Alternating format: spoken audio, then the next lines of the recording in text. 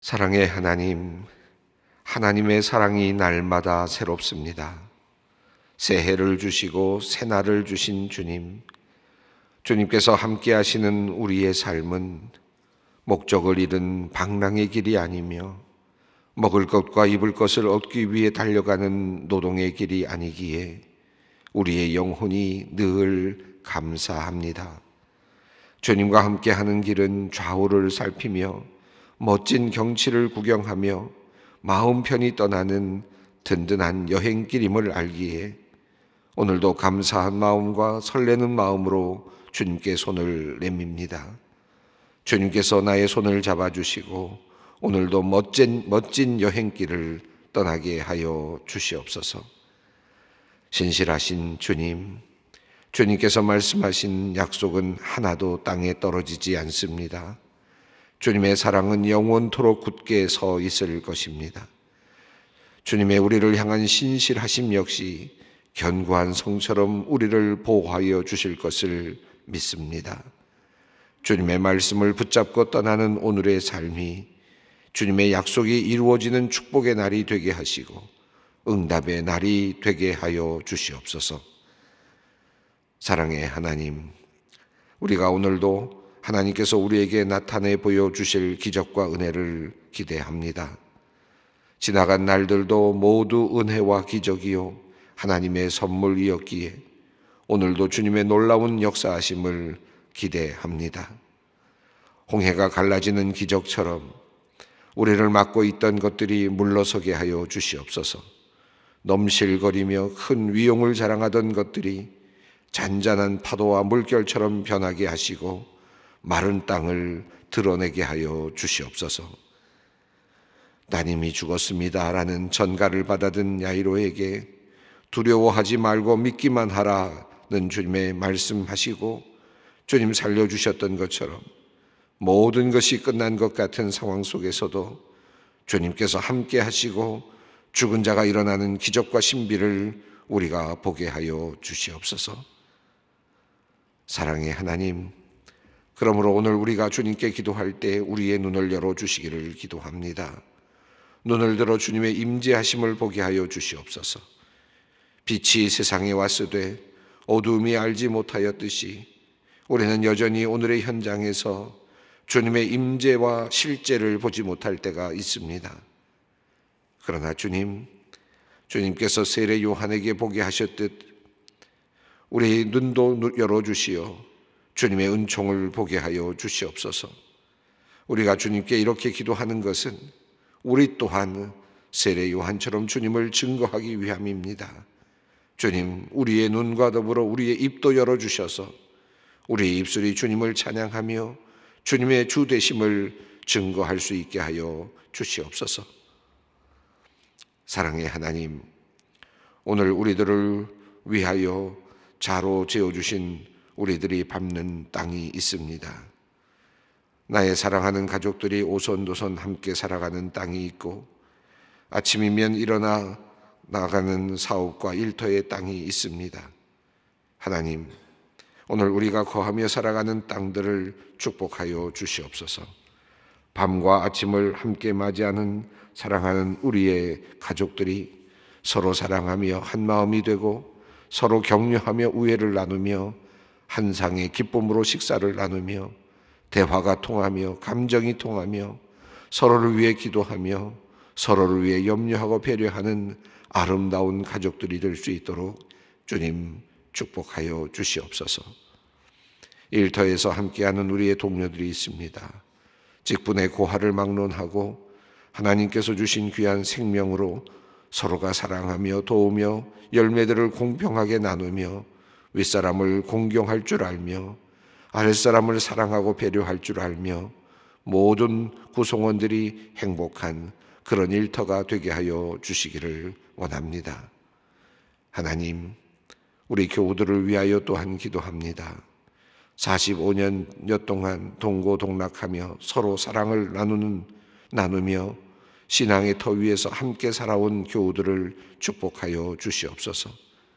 지금까지 하나님께서 소망교회를 축복하여 주시어 한 마음으로 1대 원로 목사님과 2대 은퇴 목사님 두 분을 통해 말씀의 꼴을 먹으며 함께 신앙이 성장하여 여기까지 이르렀습니다. 이제 우리 소망교회 성도들이 정말 아름다운 공동체를 이루어 하나님께는 영광을 돌리고 사람들에게는 기쁨을 줄 수 있는 그런 공동체 되게 하여 주시옵소서. 거룩하신 하나님, 오늘은 이 땅에서 주님의 일을 감당하는 모든 목회자들을 위해 또한 기도합니다. 우선 크든 작든 하나님께서 부르신 소명의 자리에서 강단을 지키며 주님의 말씀을 선포하며 목양하는 많은 이 땅의 목회자들을 주님 기억하여 주시옵소서. 그들에게 주님의 음성에 대한 영적 민감성을 주시옵고 교인들의 필요에 대한 공감력을 주시기를 간절히 간구합니다. 교인들을 위하여 한 마음으로 기도할 때 주님께서 우리 목회자들의 기도를 들어 응답하여 주시어 하나님의 살아계심을 증거할 수 있도록 은혜를 베풀어 주시옵소서.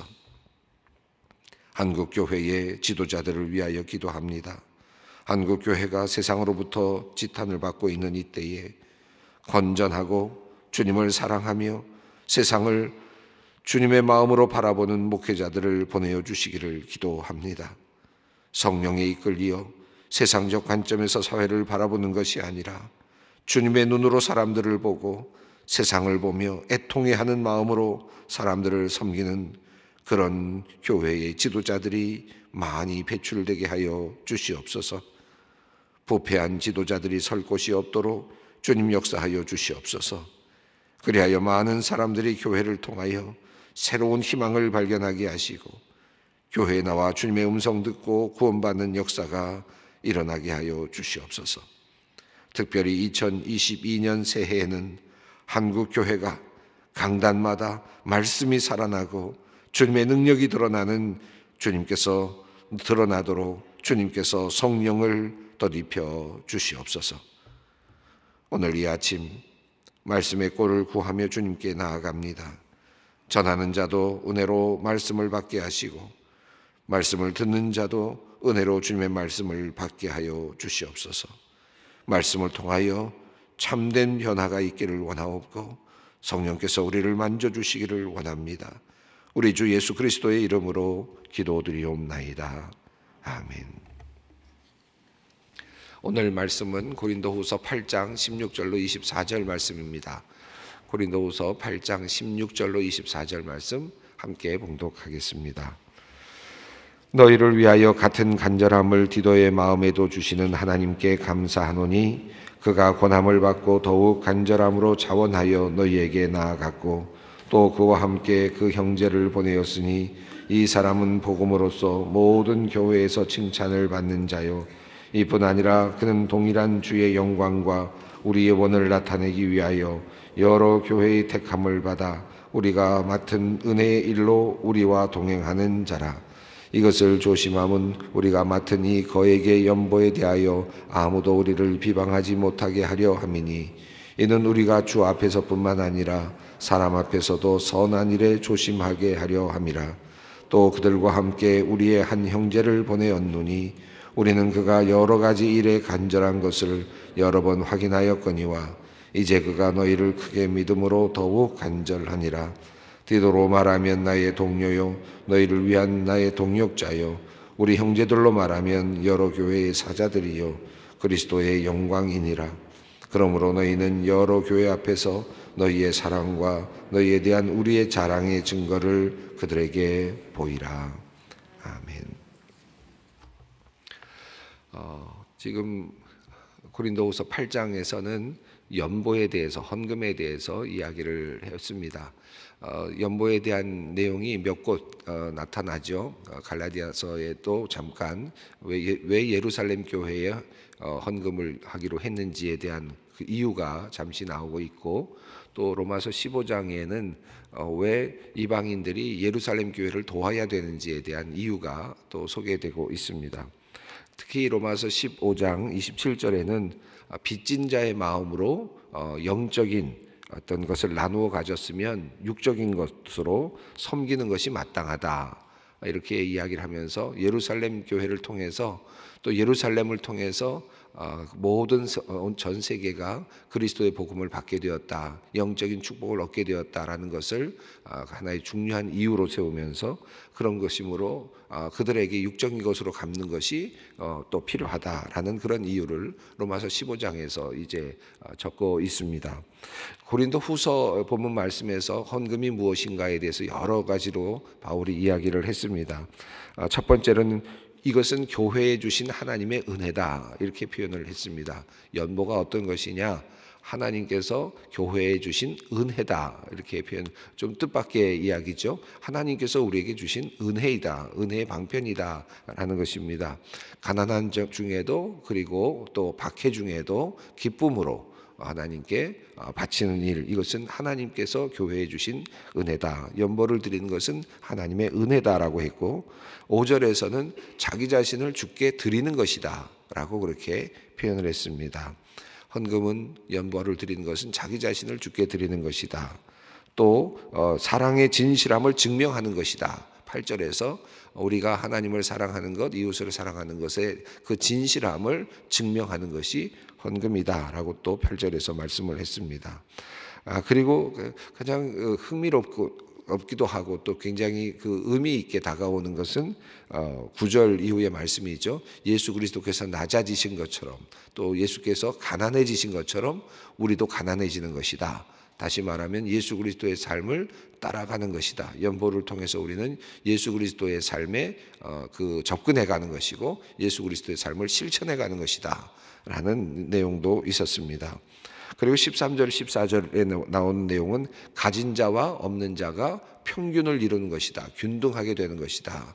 서로 나눔으로써 없는 자가 도움을 받게 되고 또 내가 없을 때 도움을 받게 되는 그러한 평등, 균등을 이루는 것이다 라고 하는 것, 헌금의 정신을 이야기를 했습니다. 그리고 10절에서는 또 목회자의 사견으로서 이렇게 이야기를 했습니다. 이것은 유익한 것이다 라고 이렇게 이야기를 했습니다. 그래서 고린도후서 8장에 헌금에 대한 여러 가지 이유들과 또 헌금의 정신을 몇 가지로 쭉 설명을 했습니다. 이제 그리고 나서 16절부터는 이제 헌금에 대한 정신이라기보다는 헌금을 다루는 사람들, 또 헌금을 통해서 일하는 사람들에 대한 내용을 지금 설명하고 있습니다. 16절 말씀을 함께 읽어보겠습니다. 너희를 위하여 같은 간절함을 디도의 마음에도 주시는 하나님께 감사하노니. 여기서 이 원문을 보면 내가 감탄한다. 야, 이럴 수가 있을까? 이렇게 감탄하는 그런 표현법으로 사용되고 있습니다. 무엇을 그렇게 감탄하느냐? 바울이 뭐냐면 너희를 위하여 같은 간절함을 디도의 마음에도 주셨다는 것이 감탄이었습니다. 바울에게는 이 마음이 이 헌금을 통해서 사람을 돕고 또 헌금을 통해서 평균을 이루고 또 하나님께 자신을 드리고 이 헌금을 통해서 또 영적인 그런 빚을 진 예루살렘 교회에다가 육적으로 도움을 주는 일, 이런 모든 것들을 하는 이 마음을 주신 바울에게 이 마음을 주셨는데, 이 마음을 주신 주님께서 디도의 마음에도 그 마음 간절함을 주셨다. 이것이 감탄입니다. 경탄하는 것입니다. 왜 바울은 이 말을 하면서 경탄합니까? 이것이 나 자신의 이야기가 아니고 나 자신의 생각으로 말미암는 것이 아니라 하나님께서 나에게도 그 마음을 주셨을 뿐만 아니라 디도에게도 그 마음을 주셨다. 이 마음의 간절함을 주셨다. 이것이 얼마나 중요한 일인지, 연보를 드림으로써 우리가 하나가 되고 또 유익하게 되고 또 서로 섬기는 일이 얼마나 중요한 것인지 이 마음을 디도에게도 간절한 마음을 주셨다. 같은 간절한 마음입니다. 그러니까 이 헌금에 대한, 연보에 대한 같은 간절한 마음을 디도에게 주신 것을 보면서 바울은 놀란 겁니다. 이건 나에게만 주신 하나님의 메시지가 아니라 함께하는 동역자들에게도 함께 주시는 그런 말씀이다. 하나님의 뜻이다 라는 것을 확인하는 그런 의미가 있겠습니다. 그래서 16절에서 내가 경탄한다, 감탄한다, 내가 감사한다 라는 표현을 쓰면서 너희를 위하여 같은 마음을 디도에게도 주셨다. 이것은 그러니까 하나님의 일이다. 확신을 주셨다는 겁니다. 나의 일이 아니라, 개인적인 사견이 아니라 이것은 하나님께서 함께 하시는 일이다. 그러니까 나에게도 그런 마음을 주셨고 디도에게도 그런 마음을 주셨다라고 하는 것이죠. 자, 그래서 이런 감사로부터 이제 바울은 시작하면서 디도라는 인물을 이제 앞에 세워 놓았습니다. 디도가 어떤 일을 하고 있는지, 또 디도가 이제 어떻게 그 일에 함께 이제 참여하고 있는지 이야기를 합니다. 17절 말씀입니다. 그가 권한을 받고 더욱 간절함으로 자원하여 너희에게 나아갔고. 디도는 그 권함을 받았다니까 이것이 지금 어떤 하나의 디도는 처음부터 이런 마음을 가졌던 것은 아닌 것 같아요. 이런 권함을 가졌는데 그것이 점점 더 간절함으로 나타났다. 열정으로 나타났다. 이 일에 대한 열성, 그러니까 더욱더 열심을 내면서 이 일에 자원하여 나아갔다. 그래서 고린도 교회를 위한 사역자로 이제 나아가게 된 것을 이야기하고 있습니다. 근데 재미있는 것은 이제 16절, 17절에서 디도에 대한 이야기를 하면서 이제 헌금과 관련해서 헌금의 그 사용이나 헌금을 다루는 것과 관련해서 이제 사람들을 이야기하는데 디도를 세우는 것뿐만 아니라 여러 또 다른 사람들을 세웠다는 것을 분명하게 바울이 이야기하고 있습니다. 디도만, 그리고 디도 혼자 이 일을 하도록 한 것이 아니라 18절 말씀을 읽어보겠습니다. 또 그와 함께 그 형제를 보내었으니 이 사람은 복음으로써 모든 교회의 칭찬을 받는 자요. 여기서 또 다른 한 사람을 보냈다라고 말합니다. 22절을 보면요, 또 다른 한 형제를 보냈습니다. 그러니까 지금 바울은 고린도 교회의 헌금의 모금과 헌금의 사용, 헌금의 운반 이런 것들을 위해서 매우 믿을 만한 사람들을 지금 3명을 세워놓고 있는 것을 볼 수 있습니다. 디도라고 하는 사람, 두 번째는 한 형제, 그와 함께 한 형제. 근데 여기서 이름을 밝히지를 않았습니다.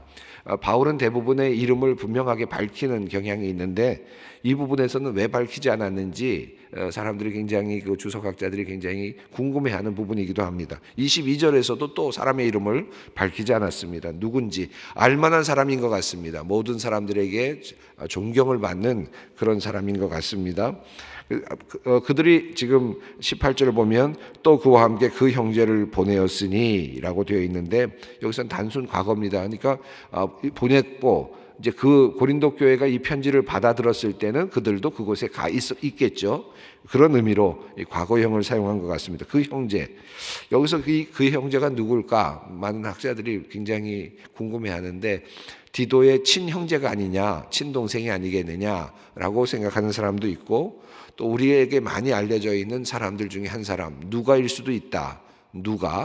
누가복음을 쓴 누가죠. 그다음에 바나바가 아닐까라고 또 추측하는 분도 있고, 아볼로가 아닐까 추측하는 분도 있고, 아리스다고가 아닐까. 이 아리스다고는 또 마게도니아 사람이기도 합니다. 그래서 아리스다고가 아닐까 또 추측하기도 합니다. 그러나 바울은 특별하게 이름을 밝히지 않았습니다. 그러나 이 사람이 어떤 사람인지를 더 중요하게 이야기하고 있습니다. 그래서 이 18절과 또 22절에서 다른 사람이라고 하면서 바울이 이름을 쓰지 않는 이유를 저 나름대로 생각한다면 이 헌금을 다루는 사람이 어떤 한 특정한 인물이 아니라 어떤 일을 어떤 능력을 갖고 있어야 되느냐, 어떤 그 품격을 갖고 있어야 되느냐, 어떤 인품을 갖고 있어야 되느냐, 어떤 신앙적인 태도를 갖고 있어야 되느냐 하는 그것에 더 집중하게 하기 위해서 사람의 이름을 가려둔 것이 아닌가, 이런 생각을 해보게 됩니다. 자, 그래서 그와 함께 그 형제를 보내었는데 그는 어떤 사람이냐 하면 복음으로써 모든 교회의 칭찬을 받는 사람이다. 복음으로써, 여기서 복음으로써 모든 사람에게 칭찬을 받는 사람이란 말은 복음을 전파하는 일에 또는 복음 사역에, 그러니까 교회 사역이라고도 볼 수 있겠습니다. 교회의 모든 사역에 교회 안에서 칭찬을 받는 사람이다. 그러니까 칭찬을 받는 사람이 이 헌금을 다루고 헌금을 운반하고 헌금을 사용하는 일과 관련해서, 전달하는 일과 관련해서 그런 자격을 갖춘 사람으로 이제 사도 바울은 보았다고 볼 수 있겠습니다. 그래서 교회의 일에 모든 사람들에게 칭찬을 받는 사람이 이 재정 업무를, 교회 헌금을 다루는 업무를 이제 보게 되는 거죠. 이 일을 위해서 한 형제를 보냈습니다. 이름은 일부러 말하지 않았습니다. 그러나 그 사람이 어떤 사람이어야 되는가? 복음으로써 모든 교회의 칭찬을 받는 자요. 그다음에 두 번째 19절 말씀을 읽습니다. 이뿐 아니라 그는 동일한 주의 영광과 우리의 원을 나타내기 위하여 여러 교회의 택함을 받아 우리가 맡은 은혜의 일로 우리와 동행하는 자라. 여기 좀 더 구체적으로 몇 가지가 나왔습니다. 그는 동일한 주의 영광, 여기서 주님의 영광을 위해서 일을 하는 것이다. 이 일이 어떤 일인가?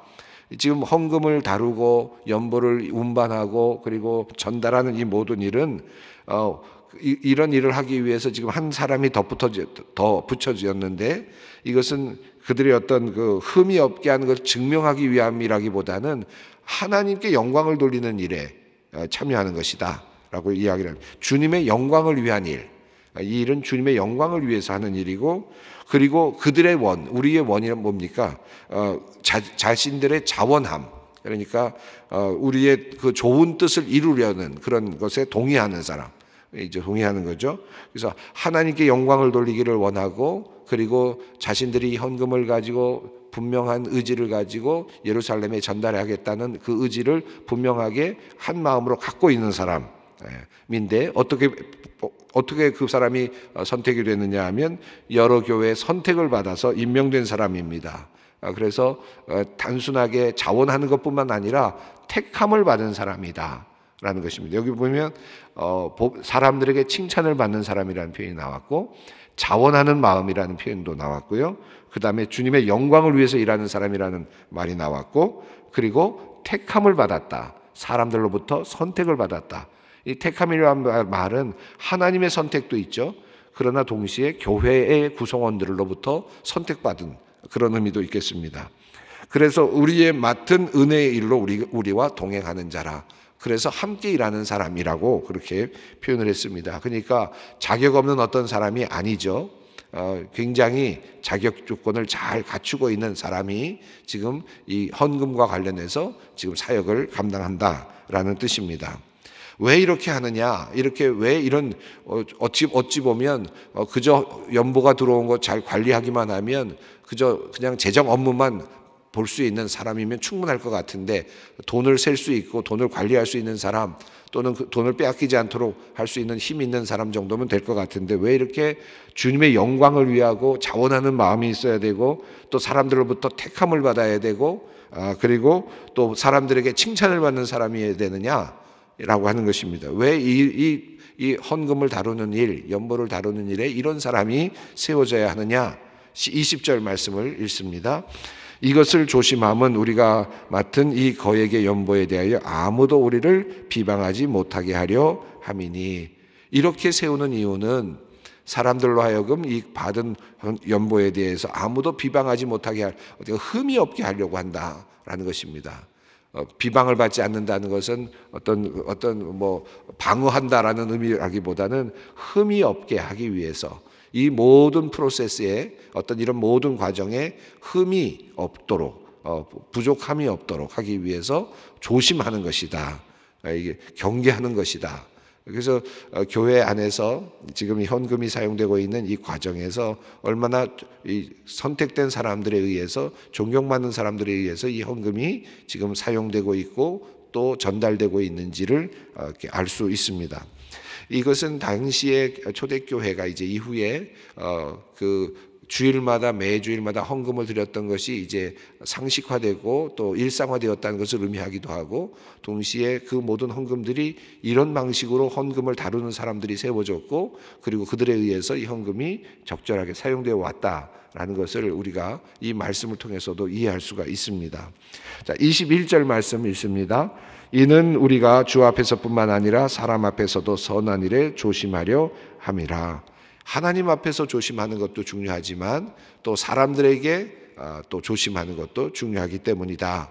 그래서 칭찬받는 사람, 택함을 받은 사람, 자원하는 마음을 갖고 있는 사람, 또 이 일에 동의하는 사람, 동의하고 이 일에 함께 나서는 사람, 주님의 영광을 위해서 사는 사람, 이런 사람들이 이 일을 맡음으로써 사람들 앞에서도 이 모든 선한 일에 흠이 없게 하려고 한다. 조심하게 하려는 뜻이 있다. 아주 철저하게 사도 바울이 지금 경계하고 있습니다. 그런데 단순하게 두 사람만 세우는 것이 아닙니다. 디도와 한 사람만 세우는 것이 아니라 또 한 사람을 세운다는 겁니다. 그래서 삼중 구조를 갖고 있는 거죠. 22절 말씀을 읽습니다. 또 그들과 함께 우리의 한 형제를 보내었노니 우리는 그가 여러 가지 일에 간절한 것을 여러 번 확인하였거니와 이제 그가 너희를 크게 믿음으로 더욱 간절하니라. 여기서 간절하다는 말은 여기서 열정이 있다, 열성적이다라는 뜻인데요. 그가 여러 가지 일에, 모든 목회적 일이나 또는 교회 일에 열성적으로 참여했던 사람이었던 것 같습니다. 여러 번 그것이 확인이 되었습니다. 그래서 증명이 되었다는 거죠. 이분이 교회 일에 여러 번 열심을 내고 최선을 다해왔던 것을 확인할 수 있었고, 이제 이 일에 너희를 크게 믿음으로, 고린도 교회를 크게 믿음으로 더욱 열심을 내고, 이 일에 고린도 교회를 섬기는 일에 더욱 열심을 내고 있는 한 사람을 더욱 붙여서 보냈다는 겁니다. 이 부분을 세 번역을 이렇게 번역합니다. 지금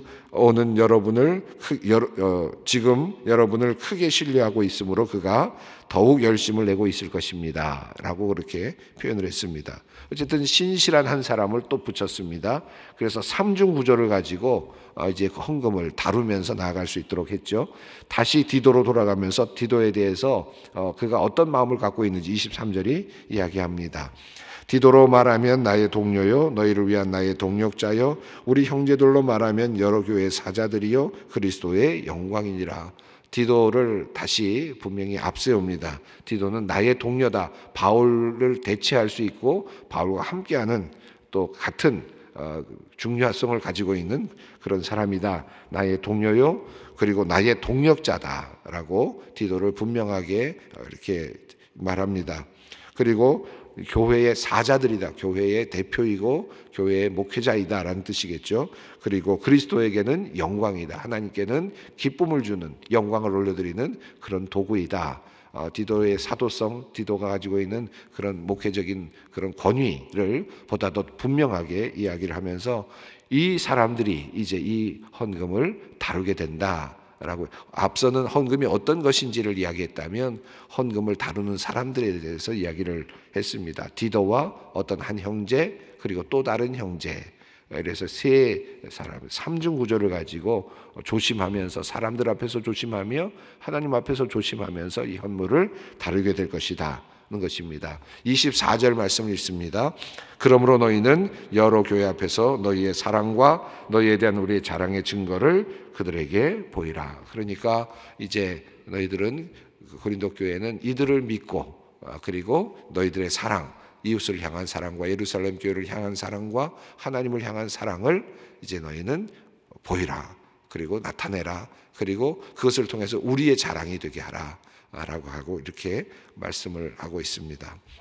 바울은 이 연보를 통해서 고린도 교회가 시험에 들지 않기를 바라고 있습니다. 돈이 사용되고 재물이 사용되는 것이기 때문에 오해가 있을 수 있고 또 잘못 사용될 수 있다는 것을 늘 생각하면서 바울은 철저하게 이 재정을 관리하기를 원하고 있었음을 보게 됩니다. 이 정신이 우리 교회 안에도 물론 있고 또 모든 교회들 안에도 여전히 존재하고 있습니다. 바른 정신으로 선한 이 일을 잘 감당할 수 있는 재정, 우리 교회의 재정을 위해서도 또 우리의 헌금 생활을 위해서도 또 함께 돌아보면서 기도할 필요가 있을 것 같습니다. 함께 기도의 자리로 나아가겠습니다. 하늘에 계신 우리 아버지, 아버지의 이름을 거룩하게 하시며 아버지의 나라가 오게 하시며 아버지의 뜻이 하늘에서와 같이 땅에서도 이루어지게 하소서. 오늘 우리에게 일용할 양식을 주시고 우리가 우리에게 잘못한 사람을 용서하여 준 것 같이 우리 죄를 용서하여 주시고 우리를 시험에 빠지지 않게 하시고 악에서 구하소서. 나라와 권능과 영광이 영원히 아버지의 것입니다. 아멘.